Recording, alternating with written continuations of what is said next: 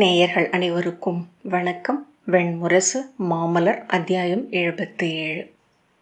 அசோகவனிக்கு பார்க்கவனுடன் கிளம்பிய போது யயாதி அமைதி இழந்திருந்தான். பார்க்கவன் அனைத்தையும் விளக்கி அரசிக்கு விரிவான ஓலையை அனுப்பியிருக்கிறேன் என்றான். யயாதி எரிச்சலுடன் அவள் அரசு சூழ்தல் கற்றவள் அல்ல என்றான். ஆம், ஆனால் இத்தகைய நிலைகளில் பெண்டிர் அனைவரும் ஆண்களை விட பன்மடங்கு நுண்ணுணர்வை காட்டுவர் என்றான் பார்க்கவன். யயாதி பெருமூச்சுடன் ஆம், அதைவிட நுண்ணுணர்வை தேவயானியும் காட்டுவாள். வேட்டை விலங்கு இறை விலங்கை விட நுண்மையும் விரைவும் கொண்டது என்பதனால்தான் காடு வாழ்கிறது என்றான். ஆம், ஆனால் என் நம்பிக்கை என்னவென்றால் 16 ஆண்டுகளுக்கு முன்பு அரசி சர்மிஷ்டைக்கு முதல் மைந்தன் பிறந்த செய்தியை ஒற்றர் சென்று சொன்னபோது நிகழ்ந்ததுதான் என்றான் பார்க்கவன். அவர்கள் மாற்றுருவில் புறவிகளில் மலைப்பாதையினூடாக சென்று கொண்டிருந்தனர். அந்தி எழுந்து கொண்டிருந்த வேளையில் அவர்களது புறவிகளின் குளம்போசை சொற்களுக்கு தாளமென ஒலித்தது.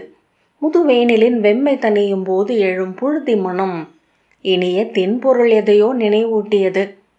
தழையுடன் சேர்த்து அவிக்கப்படும் பொருள். காற்றிலா மரங்களில் தழைக்குவைகள் சோர்ந்து தொய்ந்திருந்தன. சிறகோய்ந்த பறவைகள் வழுக்கியவை போல செல்லும் மங்கிய வானம். அதை முழுமையாக நான் உங்களிடம் இதுவரை சொல்லவில்லை. அனைத்தும் இயல்பாக சீரடைந்தன என்றே குறிப்பிட்டேன். அன்று செய்தி கேட்டு சினந்து கொந்தளித்த பேரரசி தன் தோழி சாயையை அழைத்து அதை உசாவி எறிந்து வரும்படி ஆணையிட்டார். அதற்கு மறுநாள் தீர்க்கதமசின் குருதியில் எழுந்த 5 தொல்குடி அரசர்களுக்கான தனி அவை ஒன்று அரண்மனையில் கூட இருந்தது. அதையொட்டி விழவும் விருந்தும் ஒருங்கமைக்கப்பட்டிருந்தன. பேரரசியால் அதிலிருந்து உள்ளத்தை விலக்க இயலவில்லை. ஓசையற்ற நுண்மையால் சாயை என்றும் எண்ணீரா விரைவால் வியாகரை என்றும் அழைக்கப்பட்டவளாகிய அணுக்கத்தோழி காமவர்த்தினி பேரரசியின் தோற்றம் கொண்டு அசோகவனிக்கு வந்தாள். இங்கே காவலனின் அரண்மனையில் தங்கி அரசி சர்மிஷ்டையை அழைத்து வரச் சொல்லி அவர் பெற்ற மைந்தனின் தந்தை எவர் என்று உசாவினாள். அதை சொல்ல இயலாதென்று அரசி சொன்னபோது அவரை கை நீட்டி அறைந்தாள். கீழே விழுந்த அரசியை காலால் உதைத்தாள். கூந்தலை பிடித்து சுழற்றி சுவரோடு சேர்த்து நிறுத்தி உலுக்கி சொல்லாவிட்டால் அவரும் அவர் குழந்தையும் குருநகரியின் செண்டு வெளியில் கழுவில் அமர நேரிடும் என அச்சுறுத்தினாள். அரசே, அருள் வடிவாக பேரரசி தோற்றமளிக்கையில் அவர்களின் கொடிய முகம் அணுக்கத்தோழி சாயையின் வடிவில் வெளிப்படுகிறது என்பதை அறிந்திருப்பீர்கள். பாரத வருஷமே இன்று அத்தோழியைத்தான் அஞ்சிக் கொண்டிருக்கிறது. நிகரற்ற கொடுமை நிறைந்த நெஞ்சம் கொண்டவள், அழியில்லாதவள், எதையும் அஞ்சாதவள் அவள் என்கிறார்கள். சாயை என்று ஒரு தோழியே இல்லை என்றும் அது பேரரசியே அவ்வாறு உருமாறி வெளிப்படுவதுதான் என்றும் குடிகளில் பெரும்பாலானவர்கள் நம்புகிறார்கள். அரசி வாய் திறக்க மறுத்த போது தன் ஏவலரை அழைத்து அவரையும் குழந்தையையும் தேரிலேற்ற ஆணையிட்டாள் சாயை. அரசி அதன் பின்னரே நெக்கு விட்டார். கதறியபடி அவள் கால்களில் விழுந்து அங்கே வந்து தங்கிச் சென்ற முனிவர் ஒருவருக்கு இரவு பணிவிடை செய்ய நேர்ந்தது என்றும் அதன் விளைவாக பிறந்த மைந்தன் அவன் என்றும் சொன்னார். அருகே இருந்த அகல் சுடரை எடுத்து காட்டி அனல் தொட்டு ஆணையிட சாயை கூறினாள். அவ்வாறே அச்சுடர் தொட்டு அரசி ஆணையிட்டார். அம்முனிவரின் பெயர் என்ன என்று கேட்கவில்லை என்றும் கேட்கலாகாதென்று ஆணையிடப்பட்டதென்றும் அரசி சொன்னார். சாயை காவலர் தலைவனிடம் அந்த முனிவர் எவர் என்று கேட்டாள். அதை நான் மட்டுமே அறிவேன் என்று அவன் சொல்ல குருநகரிக்கு திரும்பி வந்து என்னிடம் கேட்டாள். திருவிடத்தைச் சேர்ந்த அகத்தியரின் முதல் மாணவராகிய திருநதூமர் என்று நான் சொன்னேன்.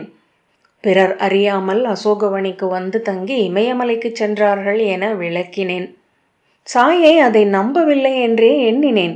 புலியென விழி ஒளிர உருமிவிட்டு அவள் திரும்பிச் சென்றாள்.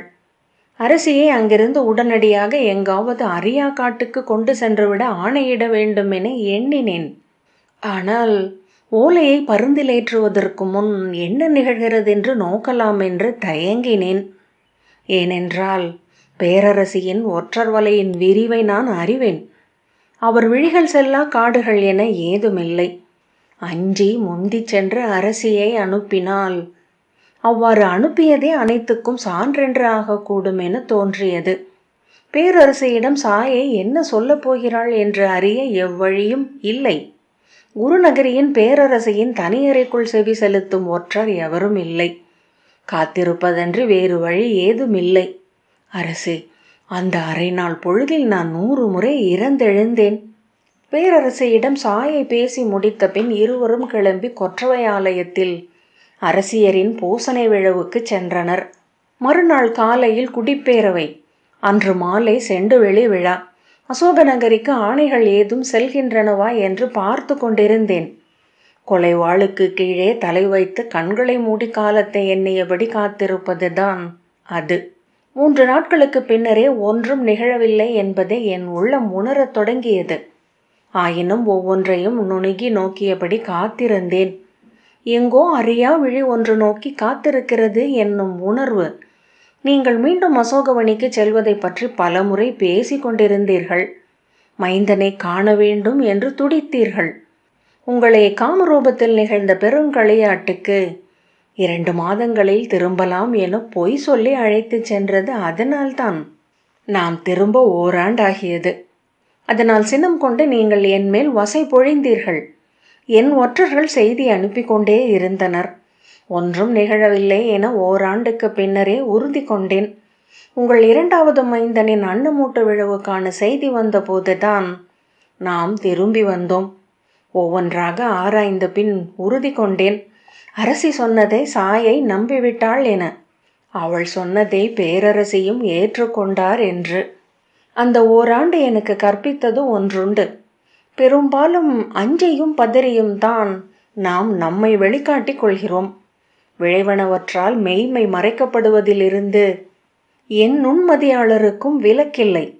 பேரரசி தன்னை பேரழகி என்றும் பாரத வருஷத்தில் நிகரற்ற பெண் என்றும் எண்ணுகிறார்கள். அழகும் அறிவும் நிலையும் குறைந்த அரசி சர்மிஷ்டையை நீங்கள் விழையக்கூடும் என்ற எண்ணமே அவர்களின் நெஞ்சில் எழாதது அதனால்தான். அவர்களின் அந்த தன்னம்பிக்கையே நமக்கு காப்பு. பட்டு நூலென மிக மெல்லியது, ஆனால் உறுதியானது. நாம் அதன் மேல் நம்பி நடந்து செல்லலாம் என்றான் பார்க்கவன். 16 ஆண்டுகளாக இது நிகழ்ந்து கொண்டிருக்கிறது என்பதே இது சீராக அமைந்துவிட்டதே என்பதற்கான சான்று. 16 ஆண்டு என்பது நெடுங்காலம். நீர் ஓடி தடம் கண்டு ஓடைகளாகி நிலவடிவென்றே ஆகிவிடுவது போல் ஒவ்வொன்றும் அதன் போக்கில் முற்று அமைந்துவிட்டிருக்கின்றது என்றான். யயாதி சில கணங்களுக்கு பின், தேவயானியின் நம்பிக்கையே இப்போது எனக்கு அச்சமூட்டுகிறது. அது குலைந்தால் அவள் கொள்ளும் சினம் எப்படிப்பட்டதாக இருக்கும் என்றான். பின்னர் தலையை அசைத்து, சுக்கிரரின் மகள். இருளில் நாகத்தை கால் தொட்டது போன்றது அவ்வெண்ணம் அளிக்கும் அச்சச்சிலிர்ப்பு என்றான். பார்க்கவன் ஒன்றும் சொல்லவில்லை. இருவரின் புறவை குளம்போசைகள் மட்டும் கேட்டுக்கொண்டிருந்தன. அப்போது அவை அவர்களின் சொல்லின்மையின் தாளமாக ஆகிவிட்டிருந்தன. ஓடையொன்றின் கரைக்கு செல்வது வரை யயாதி ஒன்றும் சொல்லவில்லை. எண்ணங்கள் நிறைந்து ததும்பியவை மட்டுமே சொல்லாவது அவன் இயல்பென்பதை அறிந்த பார்க்கவனும் ஒன்றும் உரையாடாமல் காட்டை நோக்கியபடி வந்தான். எண்ணங்கள் நிறைந்து ததும்பியவை மட்டுமே சொல்லாவது அவன் இயல்பென்பதை அறிந்த பார்க்கவனும் ஒன்றும் உரையாடாமல் காட்டை நோக்கியபடி வந்தான். ஓடையின் ஓசை தொலைவில் கேட்கத் தொடங்கியதுமே யயாத்தியின் புறவி விடாயை அறிவிக்க மெல்ல கனைத்தது. ஆம், நிறுத்துகிறேன் என்று சொல்ல அவன் அதன் வீழ்கழுத்தை கையால் தட்டினான். நீரோடை சிறிய அருவியாக பொழிந்து மலை இறங்கியது. வேர் புடைப்புகளில் அது வளைந்து வழிவதன் ஒளியலை இலைகளில் நெளிந்து கொண்டிருந்தது. யயாதி புறவையை நிறுத்துவதற்குள் அதுவே நின்றுவிட்டது. அவன் இறங்கி ஓடையை அணுகினான். புறவை அணுகி பெரும் மூச்சு விட்டபடி குனிந்து நீர் அருந்தி கழுத்தும் விலாவும் செலிர்க்க வால் சுழற்றியது. பார்க்கவனின் புறவி அதன் அருகே வந்து தோள் சேர்ந்து நின்று நீர் அருந்தியது. ஓடை நீரை அள்ளி முகம் கழுவி தலையிலும் விட்டு கொண்டு வேர் மீது யயாதி அமர்ந்தான். பார்க்கவன் முழங்கால் அளவு நீரில் நின்று கால்களால் அலைந்து கொண்டிருந்தான். எனக்கு ஏன் சர்மிஷ்டை மேல் காதல் எழுந்தது என்பதை பற்றி நீ வியந்து கொண்டதில்லையா என்று யயாதி கேட்டான். அவ்வாறு எண்ணிராத கணத்தில் கேட்பது அவன் வழக்கம் என்று அறிந்திருந்தாலும் பார்க்கவன் திடுக்கிட்டான். அது எங்கும் உள்ளதுதானே என்றான். கிடைக்கும் பெண்களையெல்லாம் விரும்புபவன் நான் என்று பொருளிலா என்று யயாதி கசப்பு சிரிப்புடன் கேட்டான். இல்லை என நீங்களே அறிவீர்கள் அரசே என்றான் பார்க்கவன். அஸ்வலாயனரின் காவியங்களில் பெருநதிகளின் மிடுக்கை விட சிற்றோடைகளின் எளிமையே அழகென்று சொல்லப்பட்டுள்ளது. அதை கேட்காதவன் போல யயாதி, பெண்களை நாம் விரும்புவது ஆடைகளை விரும்புவது போலத்தான் என்றான். அணிமிக்கதாயனும் பெருமதிப்பு கொண்டதாயனும் நமக்கு பொருத்தமான ஆடையே நம்மை கவர்கிறது. நல்ல ஆடை என்பது நம்மில் ஒரு பகுதி என்றாவது, நம்மை நாம் விழையும்படி காட்டுவது, நம் குறைகளை மறைத்தும் நிறைகளை மிகையாக்கியும் சமைப்பது என்றான் யயாதி. மீண்டும் எண்ண நீட்ட மறுபட்டு கை விரல்களை காற்றில் சுழற்றி எதையோ வரைந்தான். பெண்ணழகென்று நான் விழைந்த எதையுமே இவளிடம் நான் காணவில்லை. மீண்டும் மீண்டும் நான் எண்ணி வியந்த ஒன்றுண்டு. அவளை நான் நெடுநாள் உளம் கொண்ட பின்னரே நேரில் கண்டேன். ஆனால் மீண்டும் கண்டபோது அவளை நான் அடையாளம் காணவே இல்லை. பிரிதொரு முறை எவரும் கண்டு கொள்ளாத தோற்றம். அவளை தேவயானி முழுமையாகவே மறந்துவிட்டமை கூட அந்த தோற்றத்தால் தான் என்று தொடர்ந்தான். முதல் முறை அவளை ஆலயத்தில் சுடரொளியில் பார்த்துவிட்டு மீண்ட அந்நாளை நினைவுறுகிறேன். மன்னகல் சுடரால் அழகு கொள்வது போல அவள் தன் விழிகளால் எழிலுற்றிருந்தாள். அவ்விழிகளையே அன்று முழுக்க எண்ணிக்கொண்டிருந்தேன். அரண்மனையில் அவ்விரவில் அந்த விழிகளை எண்ணி எண்ணி பிரிதொன்றையும் எண்ணவியலாதவனாக ஆகி தவித்தேன். உளக்காடி விழி முன் அப்படி அழியா அணையா ஓவியமென நின்றிருக்க முடியுமா என்று திகைத்தேன். எங்கும் நிற்கவோ அமரவோ படுக்கவோ முடியாத பெருந்தவிப்பு. அவ்வண்ணம் ஒன்றை அதற்கு முன் அறிந்திருக்கவே இல்லை. நான் ஏங்கிய முதல் வசந்த மதுவா என வியந்தேன்.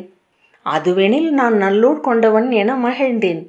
ஆனால் இரவு செல்ல செல்ல அந்த தவிப்பு தாழ முடியாதவனாகி அதிலிருந்து வெளியேற முயன்றேன். 8 பக்கமும் கரிய கோட்டை சுவரால் முற்றிலும் மூடப்பட்டிருப்பவன் போல உளம் திணறினேன்.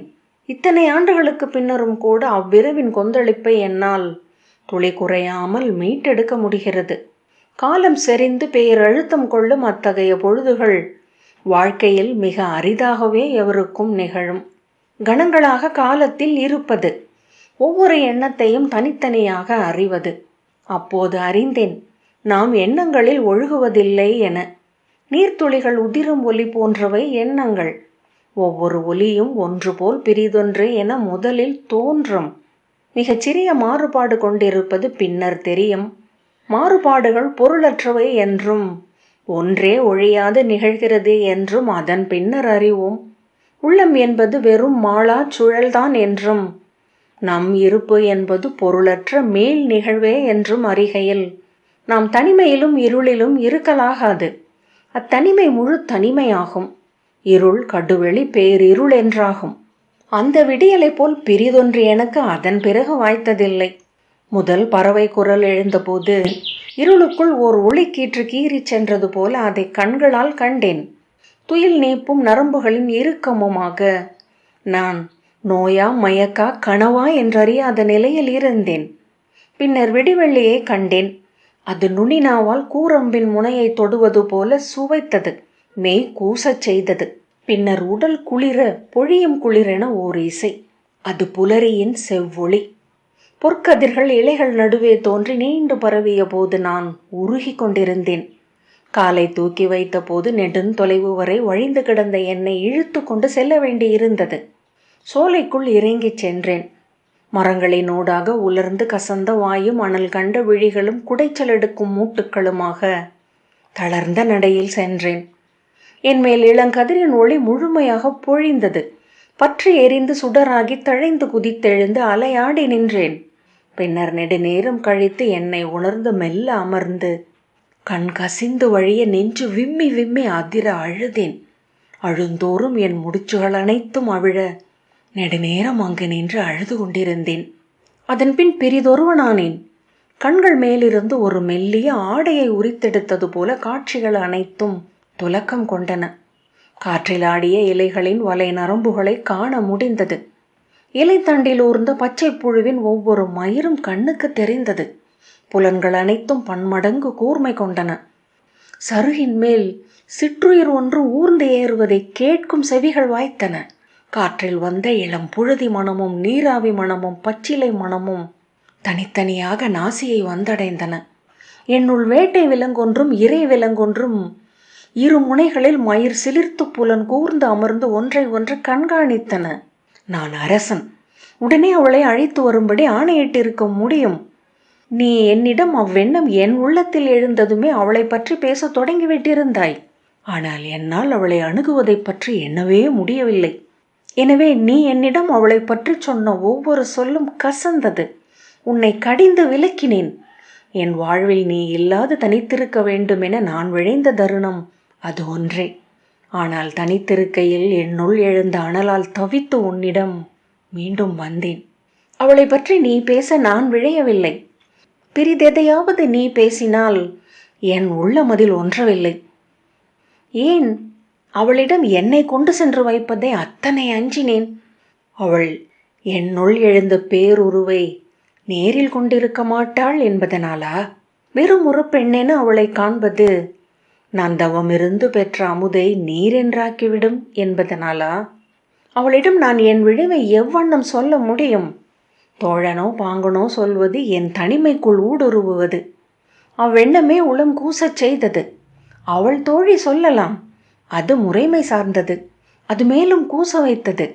கவிஞர் சொல்லலாம், அது வெறும் அணிச்சொல் என அப்போது பட்டது. எப்படி சொன்னாலும் அது நான் இருக்கும் நிலைக்கு வந்தடையாத வெற்று சொல்லே. சொல் ஒன்றை எடுத்து அதற்கு நிகராக வைப்பதன் இழிவு என்னை குறுகச் செய்தது. அவளிடம் என்னை சொல்லும் தருணத்தை நான் என்னுள் நிகழ்த்தி கொள்ளவே இல்லை. அவ்வெண்ணம் எழுந்ததுமே பதறி விலகி பிரிதொன்றுக்கு செல்வேன். பெய்தொழியாது இடிமுழைக்கு மின்னி கிழிபட்டு கொண்டே இருந்தது கருவுற்று கருமை கொண்ட வானம். பின்னர் அவளிடம் அதை சொல்லவே போவதில்லை என எண்ணி அத்தன்னிறக்கத்தால் கரைந்து விழி நீர் வடிய அமர்ந்திருந்தேன். தன்னை உணர்ந்து எழுந்து எத்தனை இனிமை என வியந்தேன். உளம் ஒரு நாவென தித்திப்பில் அலைந்தபடியே இருந்த நாட்கள். நான் விழைந்தது அதுவே என்றறிந்தேன். அக்கணங்கள் அரியவை. சிறிய அசைவில் மலர்களை ஏந்திய பனித்துளி போல பொலபொலவென உதிர்ந்து விடுபவை என உணர்ந்தேன். எனவே என் உள்ளத்தை பொத்தி பொத்தி அசைக்காமல் கொண்டு சென்றேன். அக்கணம் பொழிந்தழியக்கூடும், அவ்வாறன்றே அமையாது. ஆனால் அதுவரை என் வசந்தம் நீடிக்கட்டும். எக்கணம் எக்கணம் என சில நாட்கள் அங்கிருந்தால் ஏதேனும் ஆகிவிடும் என்று அஞ்சியே மீண்டும் அவளை பார்க்காமல் குருநகரிக்கு வந்தேன். பித்தன் என இங்கிருந்தேன். கேட்பதெல்லாம் இசையாகவும் கவிதையாகவும் ஆயின. நான் உண்பதற்கு எப்போதும் இனிப்பை விழைந்தது. புலரியும் மாலையும் உச்சி பொழுதின் உருகும் வெயிலும் கூட பேரழகுடன் என்னை சூழ்ந்தன. இரவுகளில் விண்மீன்கள் வெளித்த வானம் என்னை மின்னி மின்னி நோக்கியது. பின்னர் அக்கணம் முதிரவே போவதில்லை என எண்ணலானேன். அந்த நீர்த்துளி என் தளிர்முனையில் நின்று ஒளி நடுங்கி ததும்பிக் கொண்டே காலத்தை கடக்கும். இறுகி ஒரு முத்தாகும். தாமரையில் மூங்கிலில் மட்டுமல்ல, மானுடரிலும் முத்து விளைவதுண்டு. முத்து விளையக்கூடும் என்பதனால் அத்தனை சிப்பிகளும் முத்து சிப்பிகளாகின்றன. முத்து நிகழ்ந்தது பிறவற்றில் இருந்து பிரிந்து நிற்பதில்லை. அதன் அமைதி வலியிலும் தவத்திலும் எழுந்தது. அகல் விளக்குக்குள் புகுந்து சுடர் ஒளிந்திருப்பதே முத்து சிப்பி. ஒளியை அது மட்டுமே அறியும். ஆனால் எண்ணி இராதபடி அது நிகழ்ந்தது. நான் மீண்டும் மீண்டும் அசோகவனிக்கு சென்று கொண்டிருந்தேன். குருநகரியில் சில நாட்கள் நீளும் போது அவளை பார்க்க வேண்டும் என்று தோன்றும். என் உளம் கொண்ட அவள் ஓவியம் சற்றே மங்கலாகிவிட்டிருப்பதைப் போல, அல்லது இடையே உள்ள தொலைவு மிக அகன்று விட்டதைப் போல கிளம்ப வேண்டும் என்னும் எண்ணம் வந்ததுமே அதனுடன் போராடத் தொடங்குவேன். உளநடுக்குடன் அதை தவிர்ப்பேன் முதற் சில நாட்கள். பின்னர் உரு வளர்ந்து அருகணைந்திருக்கும். அதை உந்தி உந்தி அப்பால் நிறுத்துவேன். அதற்கு அடிபணியும் ஒரு கணம் உண்டு. அப்போது அத்தனை சித்தக்கட்டுகளும் தெறிக்கும். காற்றில் அலைப்பாயும் சருகு எப்போது விண்ணிலெழ முடிவெடுக்கிறதோ அதை நிகர்த்த ஒரு கணம். மறுகணமே உடலெங்கும் ஒரு துடிப்பு படர்ந்தேறும். வெளியே பாய்ந்து புறவியில் ஏறி பிரிதொரு எண்ணமில்லாமல் பாய்வேன். காற்றில் விழுந்து கொண்டே இருப்பேன். அசோகவனியில் சென்று மோதி விழுவேன். அவளை பார்க்கும் கணம் வரை பெருகும் பதற்றம். அவளை நோக்க அரண்மனையின் ஒப்பரிகை ஒன்று உகந்தது.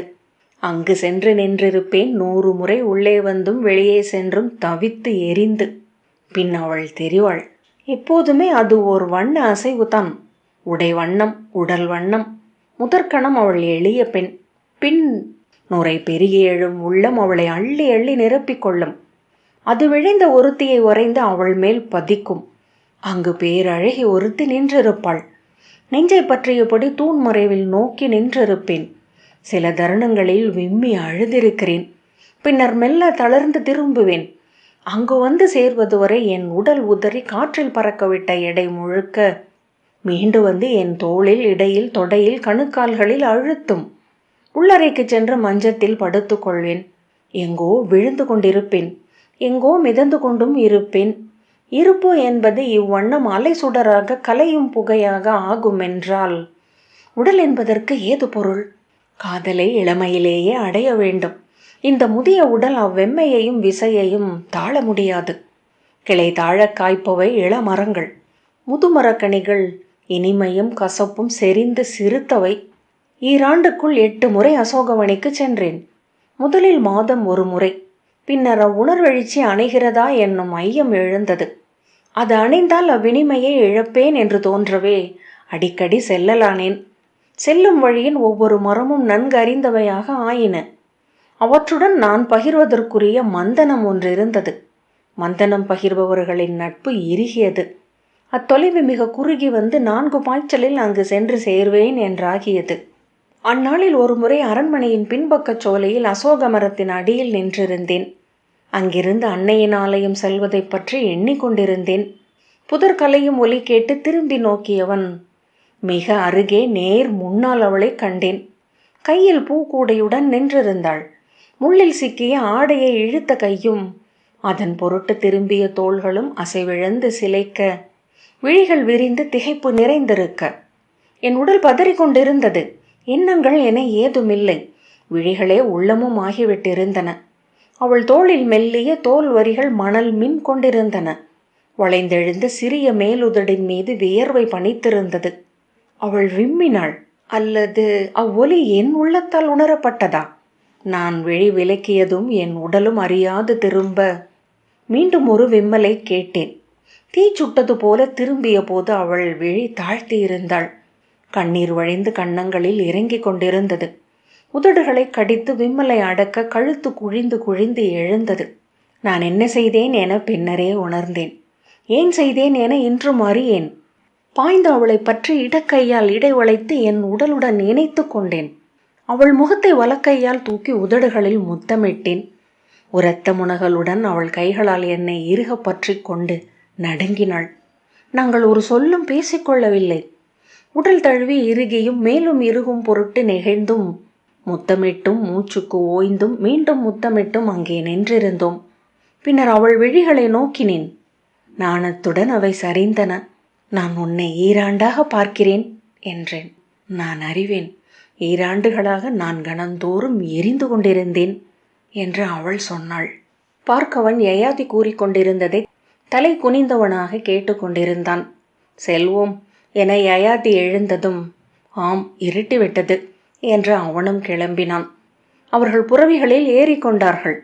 இவை அனைத்தையும் உதிரி நிகழ்வுகளாக பல முறை முன்னரே சொல்லி இருக்கிறீர்கள் அரசே என்றான் பார்க்கவன். இம்முறை தொகுத்து சொல்கிறீர்கள். இது தொகுத்து கொள்ளும் தருணம் என எண்ணுகிறீர்கள். யயாதி, இல்லை, நீ தொகுத்து சொன்னதனால்தான் என்றான். ஒன்று மட்டும் தெரிந்து கொள்ள விழைகிறேன் அரசே. தாங்கள் உளம் தெரிய மாட்டீர்கள் என எண்ணி என்றான் பார்க்கவன். சொல் என்றான் யயாதி. அன்று அங்கே அரசி வந்தது தற்செயலாகவா? அதை பற்றி சொன்னார்களா? யயாதி சிரித்து, முதல் மைந்தன் பிறந்து ஓராண்டுக்கு பின் அவள் ஒரு முறை சிரித்தபடி சொன்னாள். அவள் நான் அங்கு நின்றிருப்பதை கண்டுதான் வந்தாள். காத்து பொறுமை இழந்து சினம் கொண்டிருந்தாள். எண்ணீரா கணத்தில் கிளம்பி என்னை நோக்கி வந்துவிட்டாள். ஆனால் எப்படி என்னை அழைப்பதென தெரியவில்லை. அவள் எண்ணம் அறிந்தது போல் முச்செடி ஆடை பற்றி இழுத்தது என்றான். நன்று என்றான் பார்க்கவன். வருந்தருணத்தை எதிர்கொள்ளும் சூழ்திறன் அவர்களுக்குண்டா என்று அறியவே அதை கேட்டேன். யயாதி மேலும் சிரித்து, அது நிரம்பவே உண்டு. நான் அவளை அடைந்த முதல் நாள் இரவிலேயே அதை அறிந்தேன். அதன் களியாட்டு கொந்தளித்தெழுந்து மெல்ல குமிழிகள் உடைந்து நுரை அடங்கும் தருணம். அலை அமைகையில் ஆழத்துப்பாறை எழுவது போல தேவயானி என் உள்ளத்தில் தோன்றினாள். மிகச் சரியாக அத்தருணத்தில் அவள் கசனை பற்றி என்னிடம் சொன்னாள் என்றான். நேரடியாகவா என்றான் பார்க்கவன் புறவையை பற்றி இழுத்து நிறுத்தி. இல்லை என்றான் யயாதி. நான் சுக்கிரரை அஞ்சுகிறேனா என்று கேட்டாள். இல்லை என்று நான் சொன்னேன்.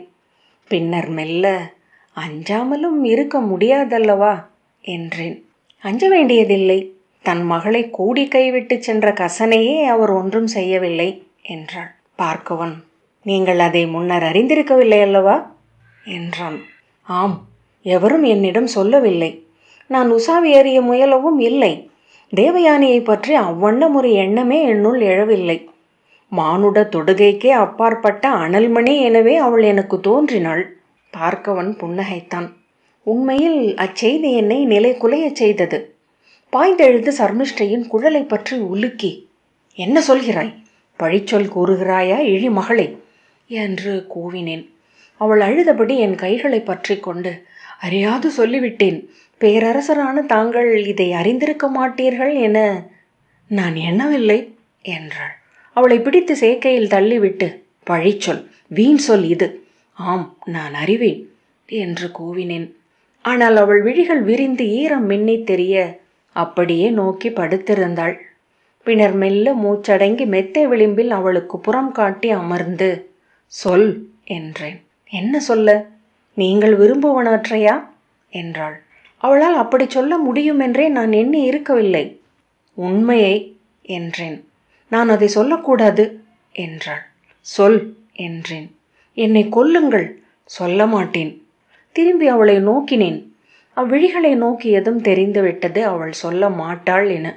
பின்னர் ஒற்றர்களை அழைத்து உசாவி அறிந்து கொண்டேன். அது என்னை உண்மையில் எளிதாக்கியது. தேவயானி என்னிடம் மறைத்த ஒன்றுண்டு என்பது நான் அவளிடமிருந்து மறைப்பதை பிழையில்லாததாக ஆக்கியது. நான் அதை சொல்லி சொல்லி பெருக்கிக் கொண்டேன். அதனூடாக தேவயானியிடமிருந்து விலகினேன்.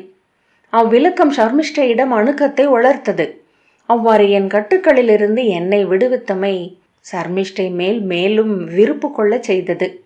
என் உள்ளத்தை அவள் நன்கு அறிந்திருந்தாள். நான் ஓடிச் சென்றடையும் இடங்களிலெல்லாம் முன்னரே சென்று காத்து நின்றிருந்தாள். இன்று அந்த வசந்த காலம் வெறும் கனவென பின்னகர்ந்து விட்டது. அந்த முதல் நாள் உறவுக்கு பின் அனைத்தும் பிரிதொன்றென ஆகிவிட்டன. அலைகள் அடங்கின. ஆனால் எதுவும் குறையவில்லை என்றான் யயாதி. மாமலர் 77வது அத்தியாயம் இத்துடன் நிறைவு பெற்றது. நன்றி.